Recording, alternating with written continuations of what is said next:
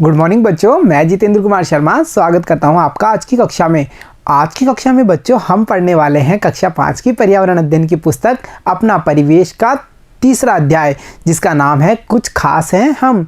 प्यारे बच्चों, इस पाठ का पहला भाग हमने पिछली कक्षा में पढ़ा था, जिसमें हमने जाना था विशेष आवश्यकता वाले दृष्टिहीन व्यक्तियों के लिए कारगर सिद्ध हुई ब्रेल लिपि के बारे में, जहां हमने चर्चा की थी ब्रेल लिपि कैसे लिखी जाती है, इसमें कितने संकेत होते हैं, इनको जैसे स्टाइलस के बारे में हमने जानकारी प्राप्त की थी और एक विशेष प्रकार की स्लेट के बारे में भी हमने जानकारी बनाई थी। तो प्यारे बच्चों, हमने ये तो जान लिया कि जो ब्रेल लिपि है वो दृष्टिहीन व्यक्तियों के लिए कारगर हुई है, परंतु क्या आपने कभी सोचा है कि इस ब्रेल लिपि का आविष्कार किसने किया था, या वो कौन सा व्यक्ति था जिसने सबसे पहले ब्रेल लिपि का आविष्कार किया? साथ ही साथ इसका आविष्कार कैसे हुआ, इसके पीछे कौन सी कहानी है, कौन सी घटनाएं जुड़ी हुई हैं?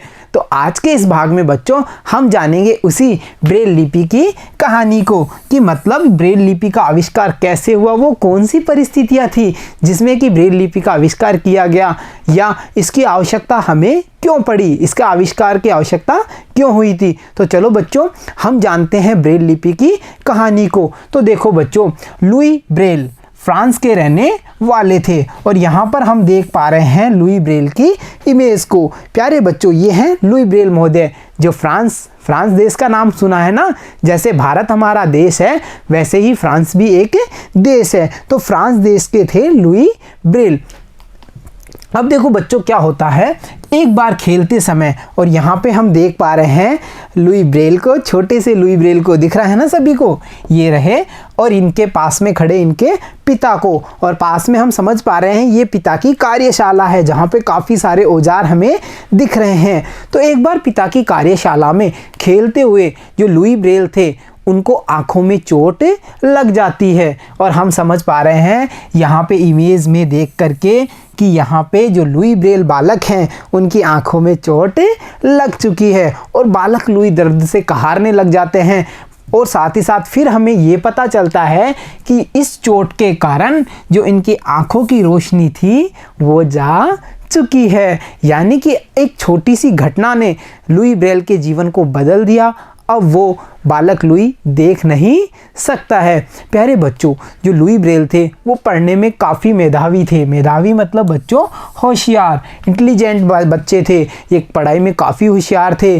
तो लुई ब्रेल को विशेष तरीक़ों से अध्ययन कराया जा रहा था, जैसे इनके साथी बोल करके इनको बताते थे, या टीचर्स जो भी थे वो बोल करके इनको अध्ययन कराते थे। परंतु बच्चों, ऐसे अध्ययन कराने में इन पुस्तकों को पढ़ना काफ़ी कठिन काम था, क्योंकि ऐसे पढ़ने में लुई ब्रेल को काफ़ी समय लगता था और वो इस चीज़ से काफ़ी परेशान थे। परंतु उन्होंने हिम्मत नहीं हारी और अपना अध्ययन धीरे धीरे जारी रखते रहे। और यहाँ हम देख पा रहे हैं लुई ब्रेल को उनके जो अध्यापक हैं वो पढ़ाते हुए। प्यारे बच्चों, ऐसे ही दिन गुजरते रहते हैं। फिर एक दिन क्या होता है, उनके जो विद्यालय है उसमें एक दिन सेना के कप्तान ने लुई ब्रेल के जो स्कूल है, विद्यालय है, उसका दौरा किया। एक सेना का कप्तान आता है उनकी स्कूल में, और उन्होंने, जो सेना के कप्तान थे, उन्होंने अपने द्वारा विकसित 12 बिंदुओं पर आधारित लिपि को छात्रों व शिक्षकों को दिखाया। अब बच्चों, हमें यहाँ ये पता चला कि जो सेना के कप्तान हैं उन्होंने एक लिपि बनाई। लिपि मतलब पढ़ने का तरीका।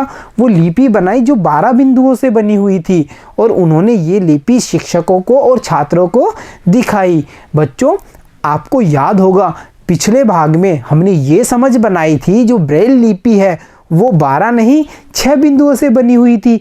यानी हम ये समझ पा रहे हैं कि ये जो 12 बिंदुओं वाली लिपि है ये ब्रेल लिपि तो नहीं है। तो फिर ब्रेल लिपि आई कैसे? तो देखो, लुई ब्रेल इस लिपि से बहुत प्रभावित हुए और उन्होंने प्रयास करके 12 बिंदुओं से लिखने के तरीके को 6 बिंदुओं वाले तरीके में बदल दिया। यानी कि लुई ब्रेल ने जो कप्तान साहब के द्वारा 12 बिंदुओं का लिपि का तरीका बनाया गया था उसमें काफ़ी सारा प्रयास किया और उसे 12 बिंदुओं से 6 बिंदुओं में बदल दिया। और ये 6 बिंदुओं वाली लिपि कौन सी है, जाने थे ना हमने? पिछले अध्याय में हमने सीखा था ना 6 बिंदुओं वाली लिपि, ब्रेल लिपि। तो यहाँ पे हमें ये पता चल रहा है कि कि जो लुई मोदे हैं उन्होंने ब्रेल लिपि का आविष्कार कर दिया है। अतः इनके द्वारा तैयार लिपि को उनके नाम पर ही ब्रेल लिपि नाम दे दिया गया। और प्यारे बच्चों, यहाँ पे हम देख पा रहे हैं बालक लुई ब्रेल को जो कितनी मन लगा के, कितनी लगन से जो 12 बिंदुओं वाली लिपि है कप्तान साहब वाली, उसको 6 बिंदुओं में परिवर्तित करने की कोशिश कर रहे हैं।